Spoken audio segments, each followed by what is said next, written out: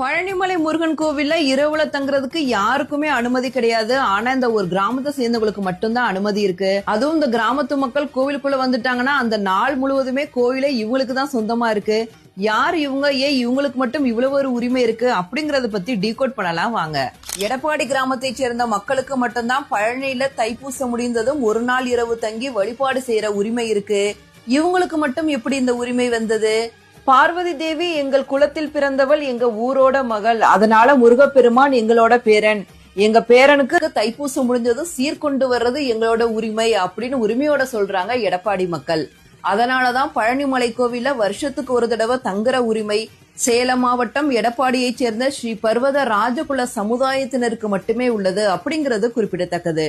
அது மட்டும் இல்லாம பழனியில யாராலையும் நகர்த்த முடியாத தேர முருகப்பெருமானோட அருளால நகர்த்தினவங்க பர்வத ராஜகுல சமூகத்தை சேர்ந்தவங்க.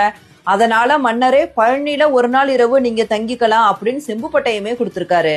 இவங்க பல நூறு ஆண்டுகளாக விரதம் இருந்து காவடி எடுத்து பழனிக்கு பாத யாத்திரை வந்து முருகனை வழிபாடு செஞ்சுட்டு போறாங்க. முருகப்பெருமான தங்கள் ஊர் பேரனாவே பாக்குறாங்க இந்த ஊர் மக்கள். அதனாலதான் அவர் மேல அவ்வளவு பாசத்தை பொழியறாங்க, அவ்வளவு உரிமையையும் எடுத்துக்கிறாங்க.